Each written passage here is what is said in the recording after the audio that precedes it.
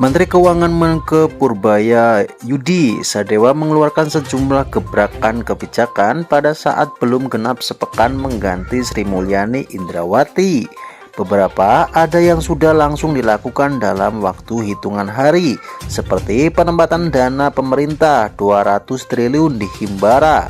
Sekedar informasi, Presiden Prabowo Subianto resmi melantik Purbaya sebagai Menku pada Senin 8 September 2025.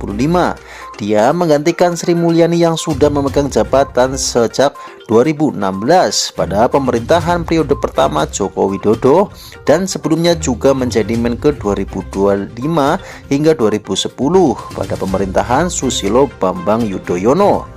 Menariknya, belum genap sepekan menjabat, Purbaya langsung mengeluarkan gebrakan yang antaranya memutar balik arah kebijakan pendahulunya.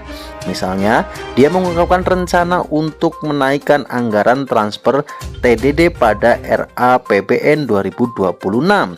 Bahkan setelah 2 hari menjabat, Menke Purbaya mengungkap di hadapan Komisi Keuangan DPR bakal menyuntikkan dana pemerintah 200 triliun ke Himbara untuk memacu kredit untuk sektor real. Dana itu awalnya mengendap di bank. Kini 5 bank Himbara efektif menerima guyuran likuiditas itu per Jumat 12 September 2025.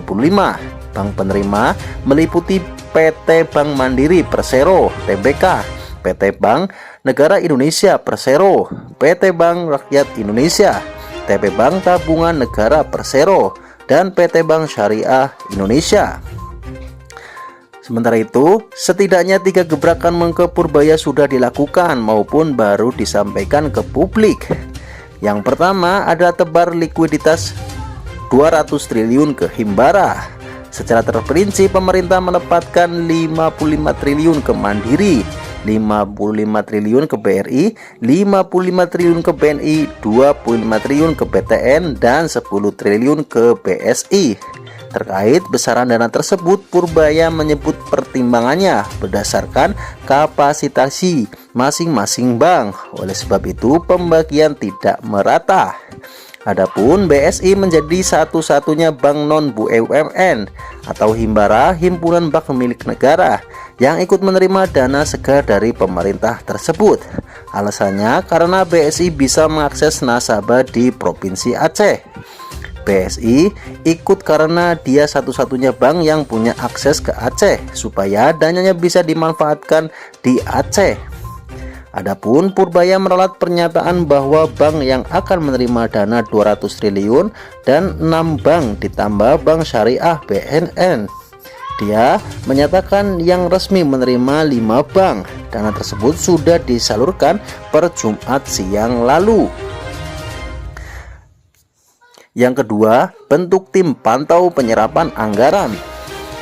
Pria yang sebelumnya menjabat Ketua Penjamin Simpanan LPS itu mengakui bahwa banyak kementerian-kementerian yang lambat dalam menyerap anggaran. Hal itu kendati ada beberapa kementerian baru yang dinilainya masih belum bisa mengakselerasi belanja. Oleh sebab itu, Purbaya menyebut bahwa jangka pendek akan membentuk tim kementeriannya untuk monitor langsung dengan penyerapan anggaran kementerian atau lembaga. Yang ketiga adalah tambahan anggaran TKD. Sejalan dengan hal tersebut, Purbaya mengungkap rencana untuk menaikkan anggaran transfer ke daerah pada RAPBN 2026. Kendati rancangan postur anggaran dan asumsi dasar makro sudah disepakati oleh Komisi 11 DPR dan Sri Mulyani saat itu, dia mengatakan bakal menaikkan khusus anggaran TKD.